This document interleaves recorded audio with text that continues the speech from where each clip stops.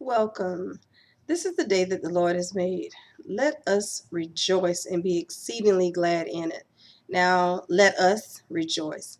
Now, remember, that is a conscious effort, something that you have to voluntarily and willfully do on your own without any coercion or anybody twisting your arm to make you rejoice.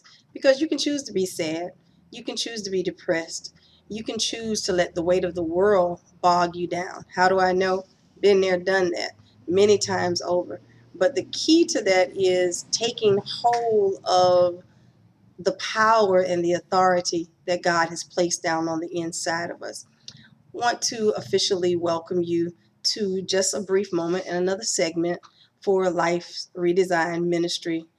Let's talk up close and personal. Today is Wednesday, April the 17th. Now, today has been an interesting day thus far. Um, Woke up this morning, not heavy, but at the same time, just in a quiet moment, in a still mindset, and wondering, am I, am I feeling sad? Am I tired? Am I just going through a moment? What's going on? What's really going on? And I'm sure that so many of us actually wake up that way time and time again. But sometimes when you just step back out of yourself and look at the entire picture, not just what's in front of you, everything is a season. So now this is just a time of rest for me, a time not to stress out, not to worry, not to contemplate how this is going to be done, how that's going to be done. But this is just a time just to, whoo, and I had to say, woosah, do a woosah moment, or Lord, I just thank you for a season of peace, a season of rest, a season of relax, relate, and release. Those moments are precious. And I would strongly encourage all of you to take advantage of those moments and those opportunities when they present themselves. Sometimes you may feel extremely tired in your body, and you may not have been doing anything, but you don't know, subconsciously, mentally, you worn yourself out. It may not just be physical exertion, mentally, emotionally, spiritually, you may have worn yourself out, and God has given us that warning, tugging at our spirit, said you need to you need to get some sleep, you need to get some rest. Our sinuses, our the flu-like symptoms come up, and we say, oh, I bind up the spirit of infirmity. True, it is a spirit that comes on us.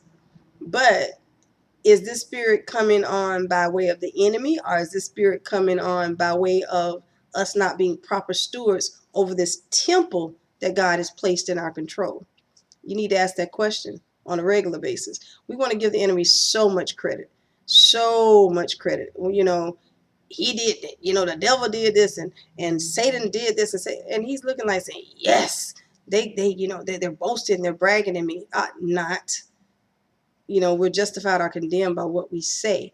I shared with someone this morning.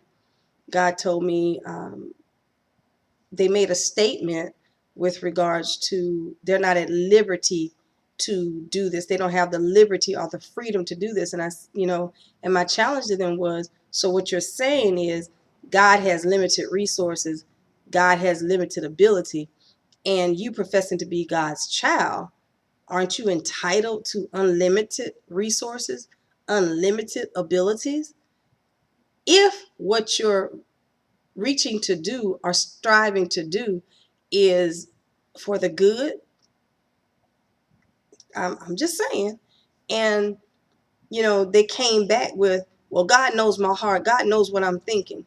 Exactly, he does. But the enemy knows what we're saying. We are justified or condemned by what we say. It didn't say we're justified or condemned by what we think. Now, true enough, our thoughts can be sinful as well, but only God knows our thoughts. The enemy can't read our thoughts. He can only activate and assign, his soldiers according to what we say. So we have to be mindful and conscious of what we say out of our mouths. It's like when we were in high school, or I'm sorry, not high school, elementary school, and the Easter play is coming up and Christmas play is coming up, or a PTA meeting or whatever the case may be, and the children are assigned parts. They don't know their part when they first get it. They have to learn their lines. They have to learn their character. They have to learn the movements. They have to learn when to laugh, when to cry, be a sunflower, be a dried up flower, all these different things. They have to learn this. It's a learning process. So just as we had to learn as children, we're students for life. We're ever learning. We're forever learning. So be mindful. Just food for thought. We're talking up close and personal. Be mindful of the things that you say. I'm held accountable for it as well.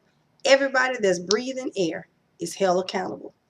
And everybody that's breathing air at some point in time, we have to repent of the words that we've spoken.